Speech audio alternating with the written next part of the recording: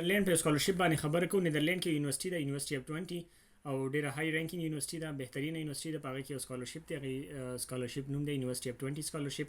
د ماستر سټوډنټ لپاره دی. هغه سټوډنټان کوم چې نان یورپین دي، مطلب انټرنیشنل سټوډنټ دي، د یورپ نه کنټریز نه علاوه چې کوم کنټریز دي دا غي سره بیلانګ ساتي او غوي ماستر پروګرام د لپاره اپلای کول غواړي په یونیورسيټي کې. دا سکالرشپ د غوي لپاره دی. دا سکالرشپ چې کوم دی د دې ویلیو سره نو 3000 نه والا 22000 پر نمبر تاسو د شانتي پیسې ملاويږي. تاسو سټډي کاست وغیرہ دغه سینو پکې کور کیږي. دا شانتي 2 ایئر سټډي پروګرام کې تاسو وینئ تاسو به ایډیشنل اماونټ به هم ملاويږي. بل پکې دا چې ایډیشنل سکالرشپ هغه کې هم شته کې په سکالرشپ تاسو هغه ته هم اپلای کولای شئ.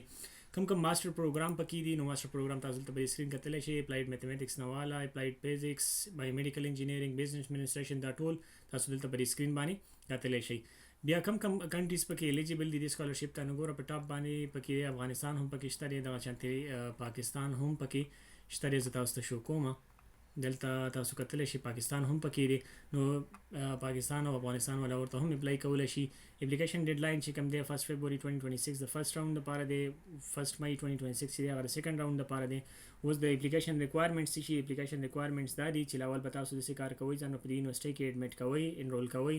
تاسو کله پروویژنل تاسو اډمیټډ شئ تاسو سټوډنټ نمبر ملاوي شي. په هغه سټوډنټ نمبر په بیهاف باندې بیا تاسو د سکالرشپ ته اپلای کوئ په انلاین اپلیکیشن فارم کې. تاسو سره سټوډنټ نمبر نه ملاوي شوی نو تاسو چې کله اپلای کوئ نو هغه ځکه تاسو سټوډنټ نمبر غواړي بیا تاسو یا د سکالرشپ ته اپلای نشئ کولای. نو لاول به ځان انرول کوئ.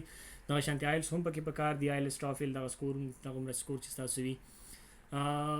اپلیکیشن ډیډ لاین څنګه ما باره ویل چې فرست راوند چې کوم دی هغه پس 15 اکتوبر نه شروع شوی دی او 1 فبرवरी پکې لاست ډیټ دی. سیکنډ راوند چې کوم دی هغه 1 فبرवरी نه شروع کیږي او 1 مئی 2026 پکې لاست ډیټ دی.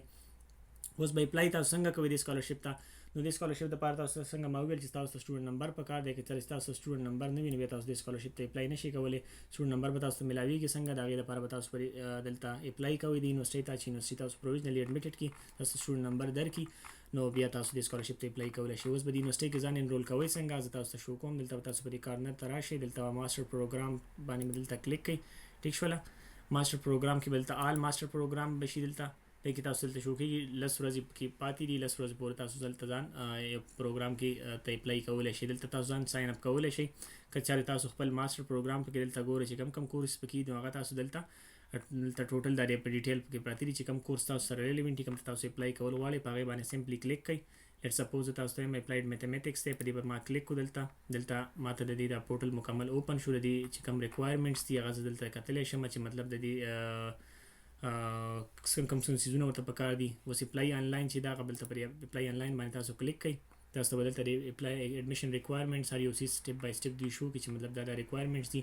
اوس کې اپلای باندې تاسو نه پوهیږئ تاسو دلته دا ویډیو کتلی شئ په دې سکرین باندې دلته دی ورکړی دا کې تاسو سټپ بای سټپ چې تاسو به اپلای څنګه کوئ. ټیک شوله. لاول به تاسو کارو کې دلته به لاول ځان ساين اپ کړئ. چې ساين اپ کړئ ټیک شوله. ساين اپ کې تاسو سټپ بای سټپ دا غواړئ چې کوم پر ماستر پروګرام ته اپلای کول غواړئ نو هغه به تاسو دلته ځان ساين اپ کړئ چې پروفایل هم کریټ شي بیا سټپ بای سټپ هغه ته اپلای وکړئ. دا بهترین سکالرشپ دی، بهترین یونیورسيټي دا نیدرلینډ ایجوکیشن چې کوم دی په ټوله دنیا کې لکه مطلب یو ځانګړی مقام لري. نو کوشش وکړئ چې د سکالرشپ ته اپلای وکړئ او د اپورچونټي نه فایده والي لاول ځان یونیورسيټي کې انرول کړئ. دا غي نه پس به سکالرشپ ته اپلای وکړئ. مهرباني، خوشاله شئ.